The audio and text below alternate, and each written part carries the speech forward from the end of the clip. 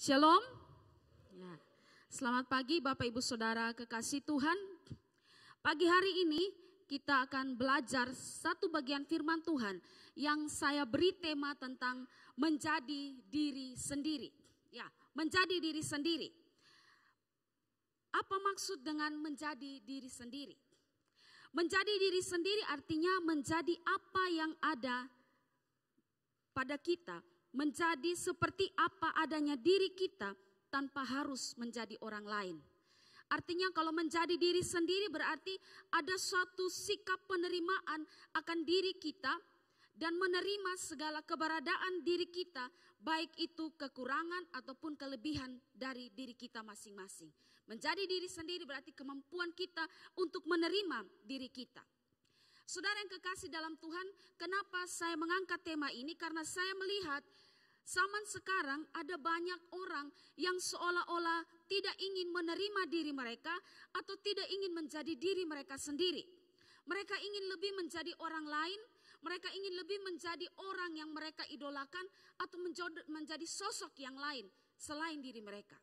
Ya, berbicara tentang idola, bagi saya kalau kita mengidolakan seseorang itu bukanlah hal yang salah. Wajar-wajar saja kalau kita mengidolakan seseorang.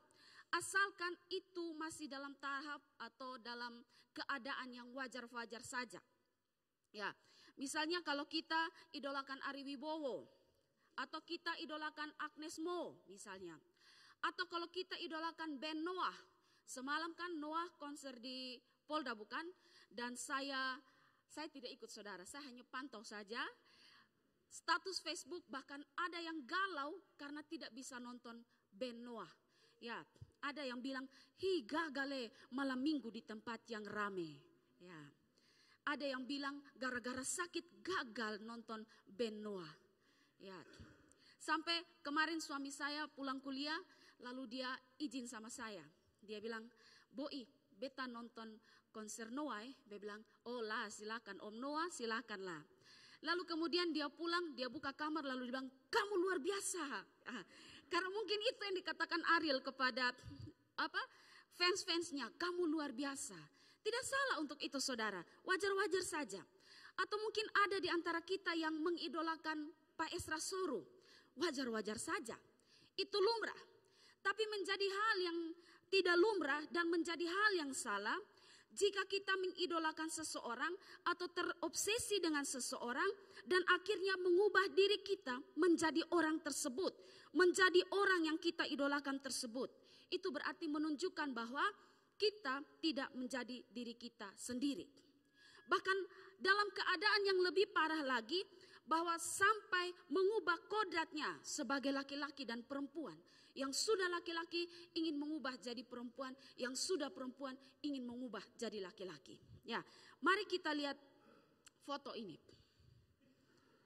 Ya, di sini dikatakan bahwa ada seorang perempuan asal kota Burgas, Bulgaria, yang viral di internet karena dia rela melakukan 15 kali operasi plastik agar mirip Barbie. Rupanya orang ini sudah terobsesi sejak kecil tentang Barbie. Lalu akhirnya dia mulai format dirinya untuk menjadi Barbie. Namun gagal operasi plastiknya. Ya, agak lain ya bibirnya. Bukan saja itu, lihat foto berikutnya lagi. Ya, ini siapa saudara? Justin Bieber ya. Ternyata ketampanan Justin Bieber itu tidak hanya menghipnotis para remaja atau para wanita, tapi juga menghipnotis seorang pria. Ya, pria ini pengen untuk sama dengan idolanya Justin Bieber, sehingga pria ini bernama Toby Sheldon mengubah dirinya, rela mengeluarkan uang begitu banyak untuk bisa operasi supaya mirip Justin Bieber. Saya lihat-lihat kayak tidak mirip juga ya. Berikut lagi. Ya, ada seorang bernama Jordan James Park terobsesi dengan bibir sensual sang idola Kim Kardashian. Lalu saking terobsesinya dia rela operasi plastik dengan biaya yang mahal 1,9 M supaya punya bibir yang mirip dengan Kim Kardashian. Bahkan bukan saja itu, dia mengoperasikan wajahnya dan juga meniru cara berpakaian dari Kim Kardashian. Laki-laki terobsesi dengan perempuan dan mengubah dirinya menjadi idolanya. Saudara, kalau sudah sampai taraf yang begini, itu sudah salah. Itu tidak benar. Itu berarti kita tidak menerima akan apa ada diri kita. Kita tidak menerima keberadaan diri kita yang begitu unik yang diciptakan oleh Tuhan. Tuhan menginginkan kita menjadi diri kita sendiri, menjadi apa adanya kita. Dan kalau kita berusaha untuk mengubah diri kita menjadi orang lain, mengubah kodrat kita, berarti kita tidak mensyukuri dengan pemberian yang Tuhan berikan. Nah, saudara, pagi hari ini kita akan melihat alasan kenapa Tuhan mau supaya kita ini menjadi diri kita sendiri. Mengapa supaya kita harus menjadi diri kita sendiri? Alasan yang pertama, yaitu bahwa karena Allah menciptakan manusia secara berbeda. Karena Allah menciptakan manusia itu berbeda. Kita lihat di dalam proses penciptaan manusia sejak awal bahwa terlihat Allah sudah menciptakan manusia secara berbeda. Berbeda di sini adalah bahwa Allah menciptakan ada manusia berjenis kelamin laki-laki dan ada manusia berjenis kelamin perempuan. Di dalam Kejadian 1 ayat 27 dikatakan, maka Allah menciptakan manusia itu menurut gambarnya, menurut gambar Allah diciptakannya dia, laki-laki dan perempuan diciptakannya mereka. Jadi dari proses penciptaan manusia sudah terlihat berbeda. Ada laki-laki dan ada perempuan. Nah, kenapa Tuhan menciptakan ada laki-laki dan ada perempuan? Supaya apa? Supaya laki-laki dan perempuan mereka saling melengkapi. Makanya ketika Allah selesai menciptakan Adam, Allah berkata bahwa tidak baik manusia itu hidup seorang diri saja. Dan karena itu Allah lalu menciptakan seorang perempuan, yaitu Hawa. Di dalam Kejadian 2 ayatnya yang ke-18 dan ayat yang ke-20 hingga ayat yang ke-21. Tuhan Allah berfirman, tidak baik kalau manusia itu seorang diri saja. Aku akan menjadikan penolong baginya yang sepadan dengan dia. Lalu Tuhan Allah membuat manusia itu tidur nyenyak. Ketika ia tidur, Tuhan Allah mengambil salah satu rusuk daripadanya, lalu menutup tempat itu dengan daging. Dan dari rusuk yang diambil Tuhan Allah dari manusia itu, dibangunnyalah seorang perempuan, lalu dibawanya kepada manusia itu.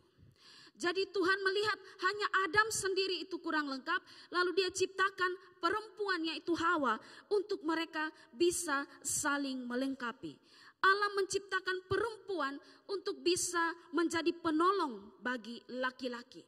Karena kalau laki-laki sendiri tidak lengkap, maka harus ada perempuan untuk bisa melengkapi. Maka kalau yang jomblo-jomblo berarti sekarang belum lengkap. Ya. Karena itu saudara, laki-laki tidak boleh meremehkan keberadaan perempuan. Karena sesungguhnya tanpa perempuan mereka tidak bisa lengkap, tidak dikatakan lengkap. Tapi juga perempuan jangan menjadi sombong karena kita ini adalah pelengkap laki-laki. Ya. Jadi jangan besar kepala karena kita ini adalah pelengkap laki-laki. Tanpa laki-laki saudara tidak berfungsi karena apa yang mau saudara lengkapi? Waktu saya baca renungan ini lagi, saya buat kembali, saya sadar. Ya, jadi sekalipun istri punya kedudukan yang tinggi di tempat kerja, tapi di rumah tangga dia istri dan dia harus menghargai suaminya sebagai kepala rumah tangga dan merupakan penolong bagi suaminya. Ya, saudara, jadi Allah menciptakan manusia dia secara berbeda, yaitu laki-laki dan perempuan dengan tujuan supaya laki-laki dan perempuan itu saling melengkapi. Tapi bukan hanya sampai di situ saja. Allah menciptakan manusia dengan jenis yang berbeda, laki-laki dan perempuan, tapi Allah juga membuat perbedaan antara laki-laki dan perempuan itu menjadi nyata. Allah menciptakan laki-laki sedemikian rupa sehingga orang melihatnya, dari kejauhan orang melihatnya, orang langsung tahu bahwa oh dia manusia berjenis kelamin laki-laki. Begitu juga perempuan. Allah menciptakan perempuan dengan begitu rupa sehingga dari kejauhan orang lihat, oh dia manusia berjenis kelamin perempuan. Jadi Allah tidak menciptakan satu golongan yang baru, yaitu golongan atau jenis abu-abu yang orang lihat kira-kira dia laki-laki perempuan. Tidak. Tapi orang langsung bisa melihat, oh dia perempuan, oh dia laki-laki. Langsung. Ya, kalau ada jenis yang lain, maka itu adalah sebuah penyakit yang perlu ditolong. Karena Allah tidak menciptakan jenis yang lain seperti itu. Ya.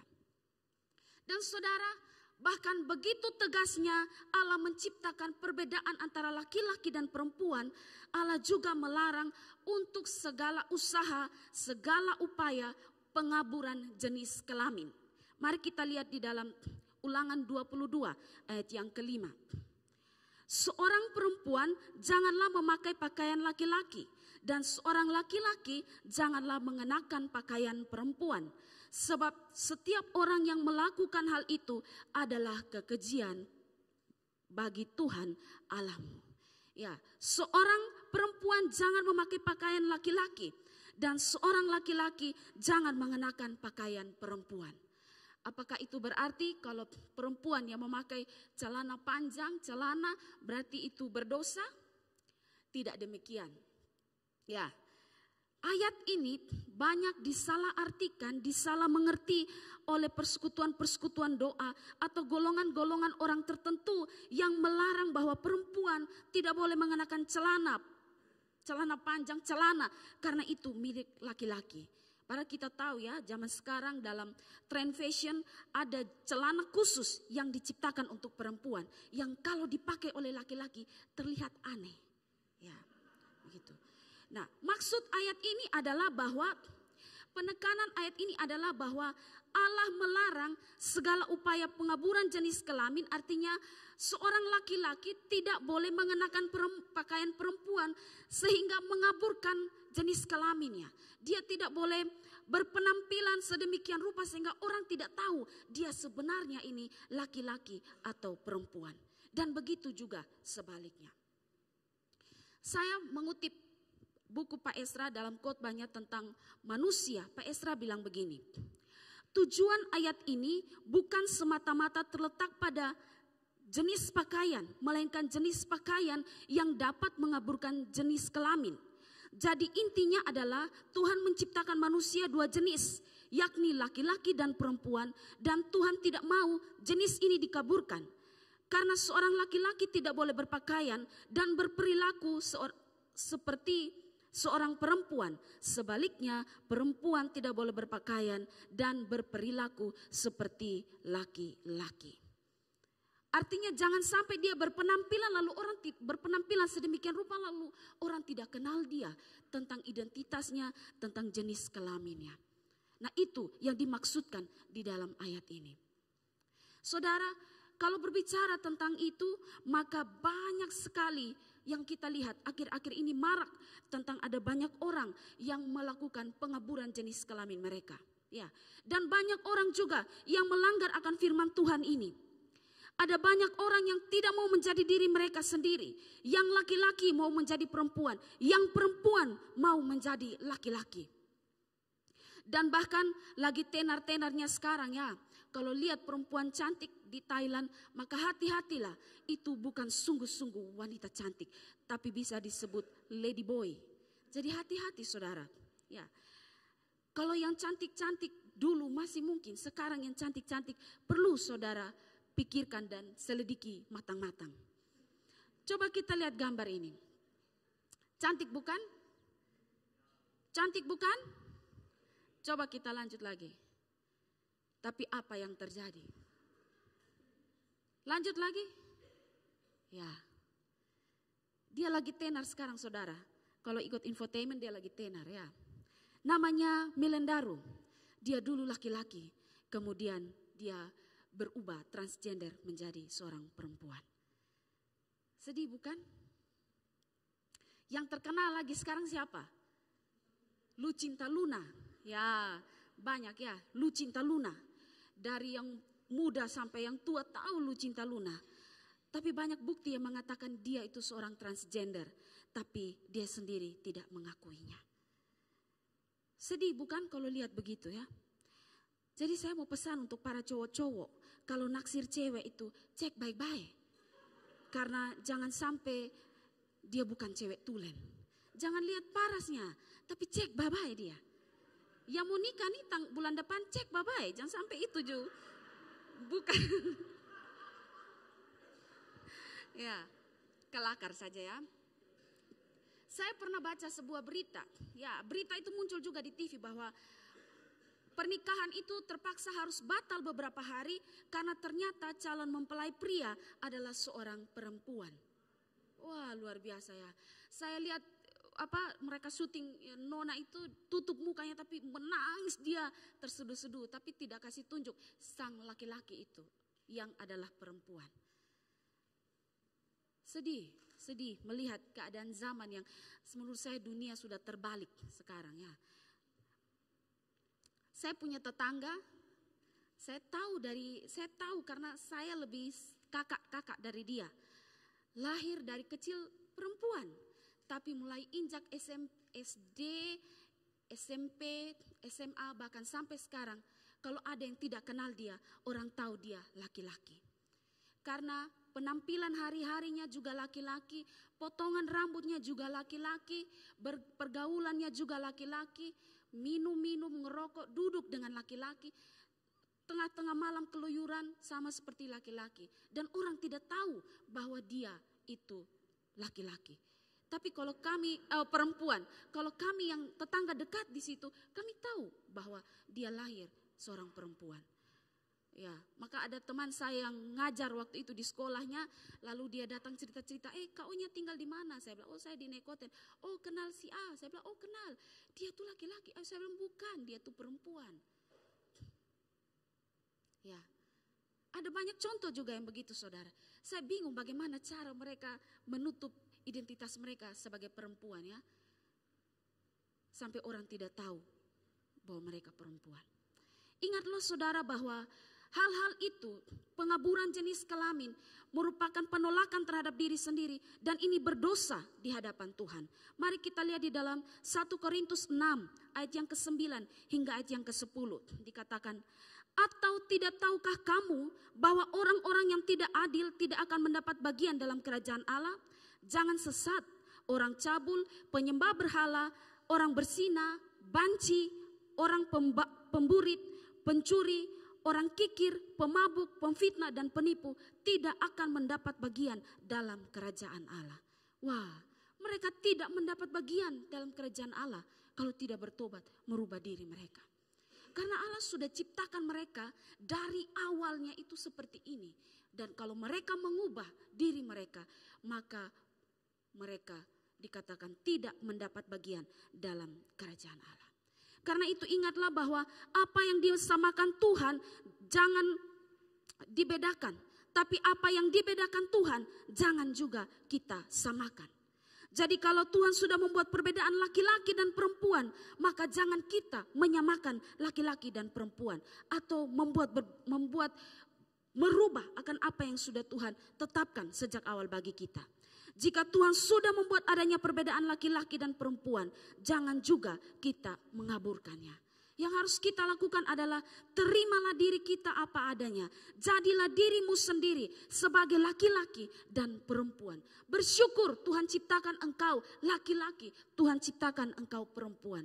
Terima itu dan syukurilah keberadaan kita. Karena Tuhan ciptakan kita berbeda, laki-laki dan perempuan. Mau kau rubah identitasmu di pengadilan, dari dulu namanya Fatah menjadi Luna, atau Luna menjadi Fatah, tapi di mata Tuhan, Tuhan tahu, oh ini Ana, nih beta dulu buat dia begini, kenapa dia pindah begini? Tuhan tahu. Dan sekali lagi, orang yang demikian tidak mendapat bagian dari kerajaan Allah. Terimalah dirimu apa adanya. Itu yang pertama. Yang kedua, alasan kenapa kita harus menjadi diri kita sendiri adalah bahwa karena Tuhan membentuk kita dengan karakter dan memanggil kita dengan panggilan yang berbeda. Tuhan membentuk kita dengan karakter dan memanggil kita dengan panggilan yang berbeda. Tadi dikatakan bukan saja Tuhan menciptakan kita laki-laki dan perempuan berbeda jenisnya, tapi karakter dan panggilan kita juga berbeda. Kalau kita omong secara fisik misalnya, masing-masing kita berbeda bukan? Ada yang ramping, ada yang tidak ramping ya. Maksudnya lebar, ada yang lebih dari ramping. Ya, artikan sendiri sudah kalau lebih dari ramping.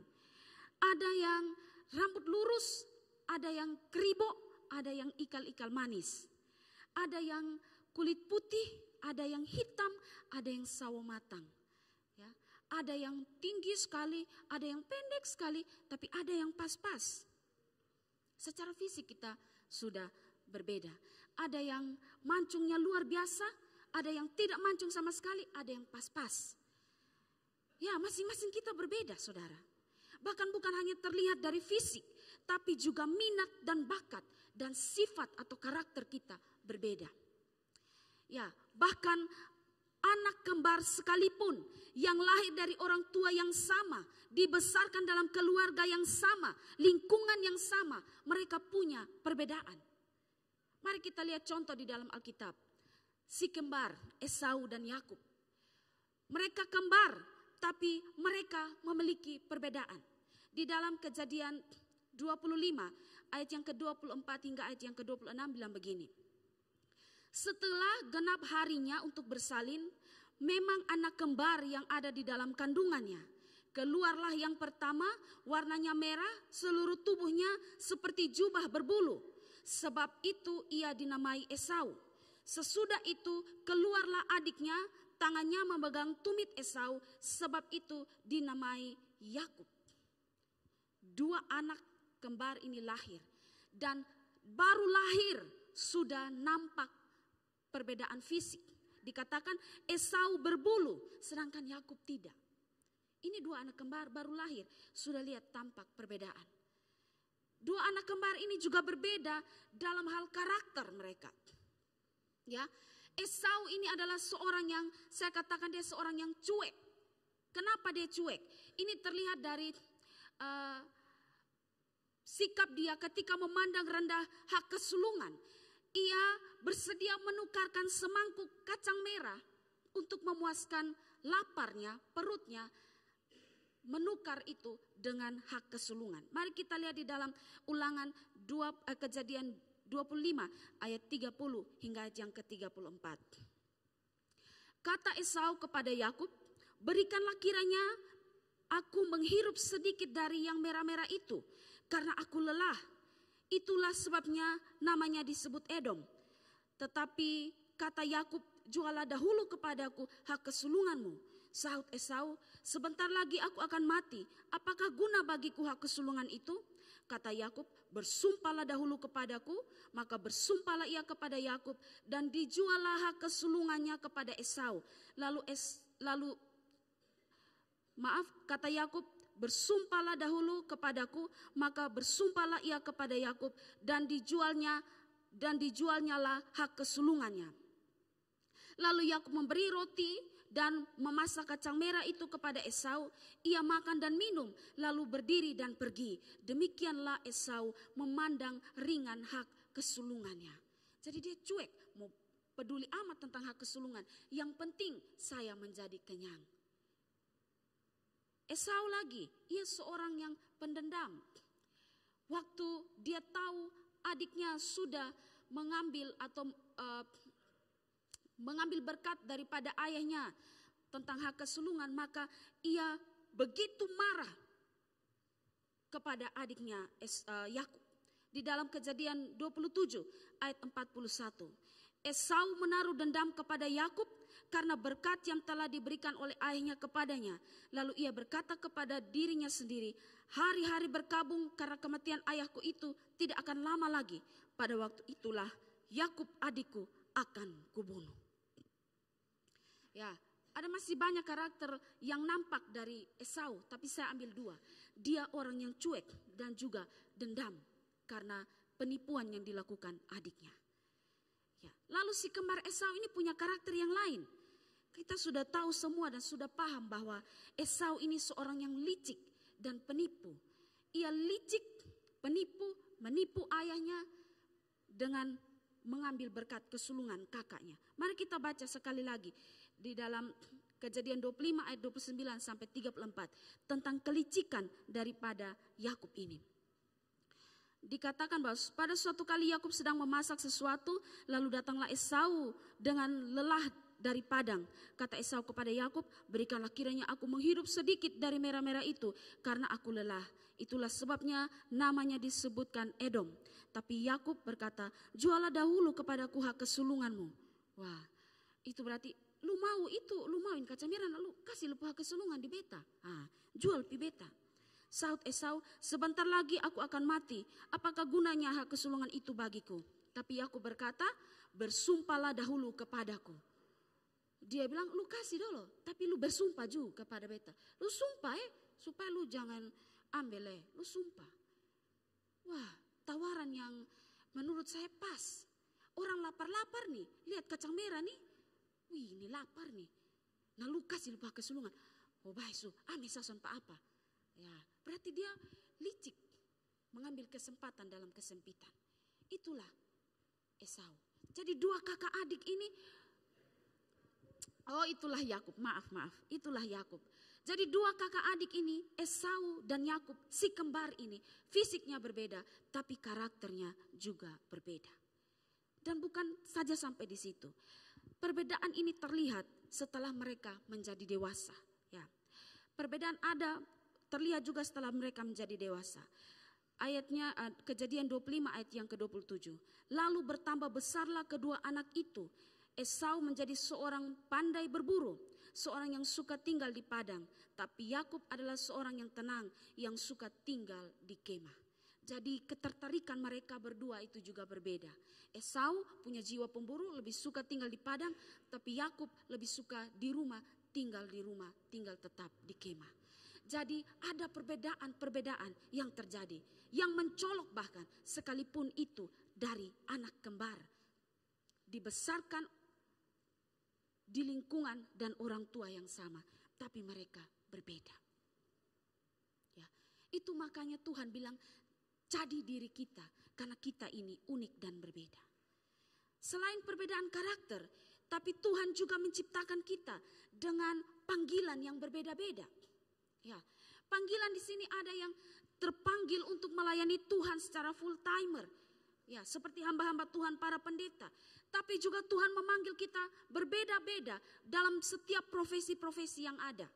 Ada yang terpanggil untuk menjadi guru, ada yang terpanggil untuk menjadi dokter, ada yang terpanggil untuk menjadi tenaga pendidik, dosen, ada yang terpanggil untuk menjadi Polri atau menjadi polisi, TNI, atau terpanggil untuk ada di dalam usaha, punya wirausaha sendiri. Ada yang terpanggil untuk menjadi bisnismen dan sebagainya. Masing-masing kita, Tuhan panggil kita, Tuhan bawa kita dengan panggilan yang berbeda untuk kita saling melengkapi. Tapi saudara, banyak orang juga, banyak di antara kita juga yang tetap merasa tidak puas dengan apa yang sudah Tuhan kasih. Kita merasa tidak puas dengan berkat pekerjaan, profesi yang sudah Tuhan berikan bagi kita. Saya punya teman, Tuhan sudah kasih dia pekerjaan. Ya, kalau kita di Kupang selalu mau nomor 1 PNS, bukan? Kalau ada yang PNS yang tersinggung, tapi itu memang betul terjadi di Kupang ya. Saya punya teman, dia bukan PNS, dia swasta. Dan saya lihat bahwa dia punya karir ini bagus, pekerjaan bagus. Tapi kemudian datang mengeluh kepada saya, beta nih lihat ini, kawan satu nih, dia tiap hari kerja pakai baju bagus, rupanya dia kerja di bank. Coba beta begitu baik. Tiap hari main datang mengeluh. Sudah ada kerja mah, tulis surat lamaran terus, pergi di tempat-tempat. Saya bilang silakan kalau memang Tuhan sonde ini berarti Tuhan mau lu di situ, lu dipanggil di situ.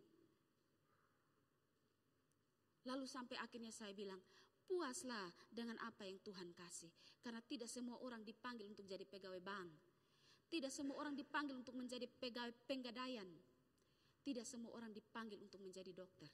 Masing-masing kita dipanggil dengan profesi kita masing-masing. Jadi bersyukur kalau Tuhan kasih profesi itu bagi kita. Bersyukur dengan perbedaan-perbedaan yang ada.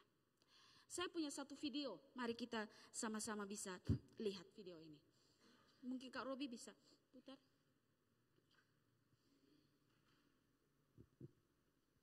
Oh iya, ambil aja palingnya. Ambil aja Mas. Iya. Makasih Mas ya. Oh, iya.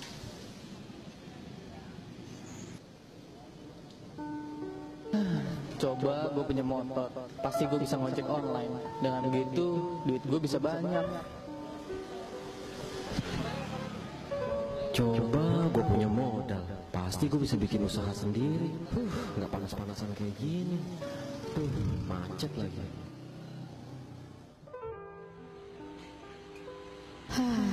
Coba kalau Ayah jadi orang kantoran, pastinya Babe bakalan bangga sama gue.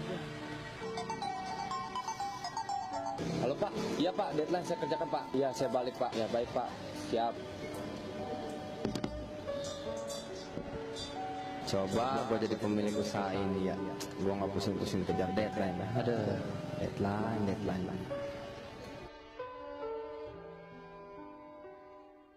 Ya, ini video yang singkat sekali ya. Ada orang yang jadi tukang parkir, coba beta punya motor.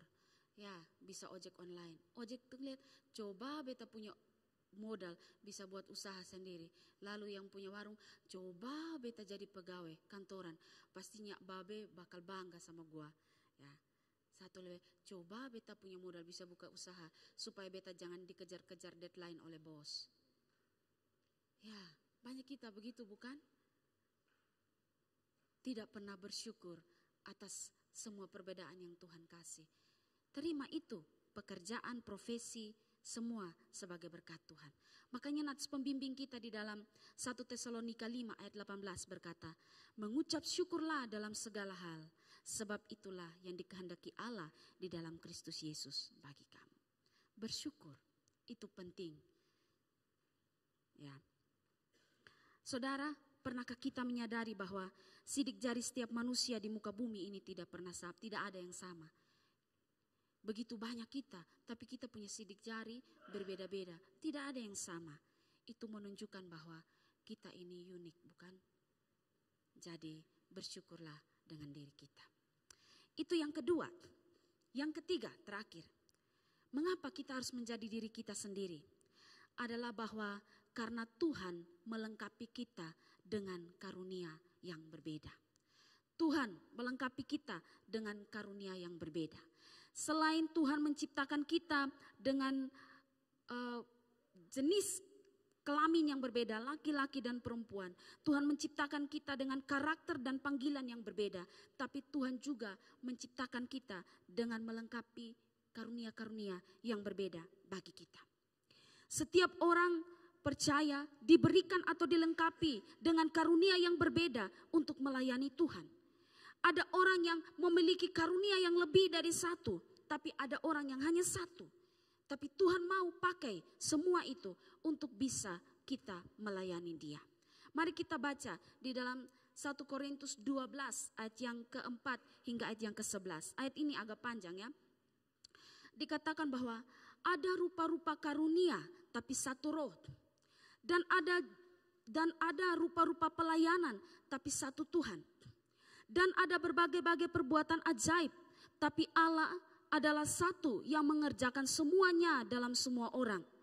Tapi kepada tiap-tiap orang dikaruniakan penyertaan roh untuk kepentingan mereka. Sebab kepada yang seorang roh memberikan karunia untuk berkata-kata dengan hikmat.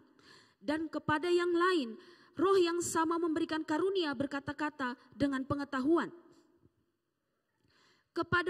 Kepada seorang roh yang sama memberikan iman, dan kepada yang lain ia memberikan karunia untuk menyembuhkan.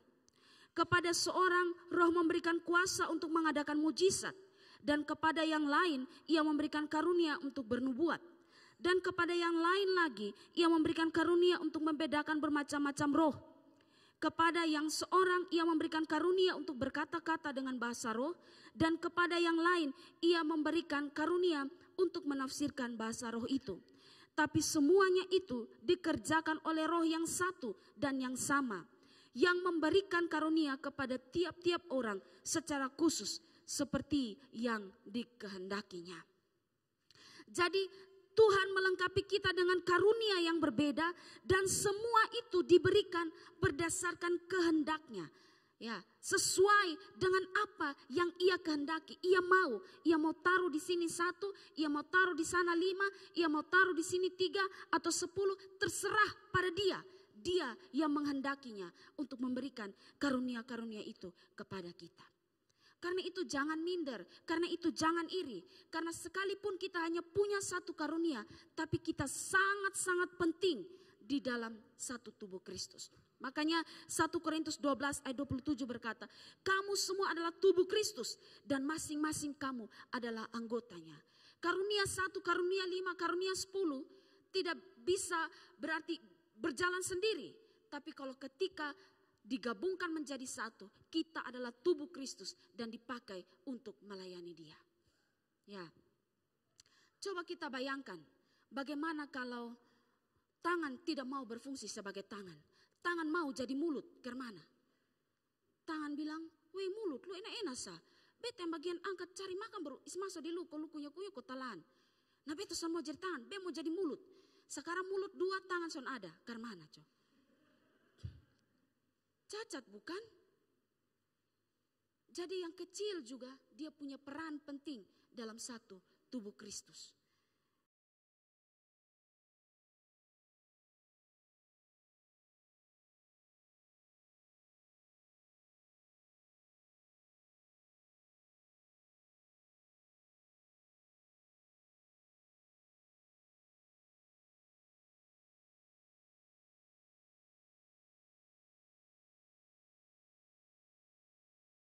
Makanya mari kita mensyukuri apa yang ada pada diri kita.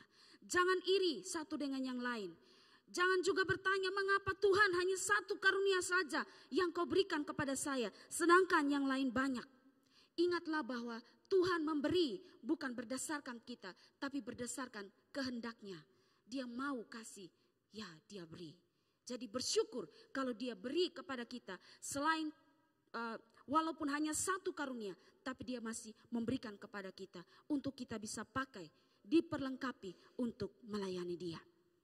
Ya, jadi mari kita masing-masing menghargai diri kita. Mari kita masing-masing bersyukur atas apa yang sudah Tuhan buat bagi diri kita dan terima diri kita menjadi apa adanya, menjadi diri kita sendiri. Saudara yang kekasih dalam Tuhan, dari 3 fakta ini menunjukkan kepada kita bahwa Tuhan menjadikan kita berbeda satu dengan yang lain. Dan bahwa masing-masing kita unik di mata Tuhan. Dan karena itu apa yang harus kita lakukan? Yang harus kita lakukan yaitu pertama harus menerima keberadaan diri kita dengan segala kekurangan dan kelebihan kita. Kita tidak perlu menjadi orang lain. Bagaimanapun keadaan kita saat ini, kita patut berbangga dan bersyukur karena Tuhan menjadikan kita unik.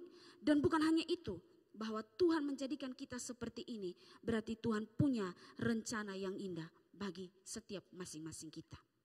Yang kedua yang bisa kita lakukan adalah bahwa kita harus menerima keunikan diri kita sendiri. Kita pun harus menerima keunikan orang lain juga. Dalam segala keberadaan dan kekurangan diri kita maupun diri orang lain, kita pun harus bisa menerima. Itu berarti bahwa kita tidak harus sama seperti orang lain atau menuntut orang lain sama seperti kita. Kita punya hak untuk berbeda karena kita istimewa, kita unik, kita spesial di mata Tuhan. Jadi be yourself, jadi dirimu sendiri. Karena Tuhan mau pakai engkau dengan apa yang ada padamu untuk kemuliaan nama Tuhan. Ya. Jadi jangan juga berharap bahwa kita hamba Tuhan yang lain sama seperti Pak Esra. Dia berbeda. Kita, Pak Esra. Tapi kita Pak Esra dipakai untuk kemuliaan Tuhan. Amin saudara? Ya. Kiranya kita mensyukuri hal ini dan jadilah dirimu sendiri. Be yourself. Tuhan memberkati kita. Amin.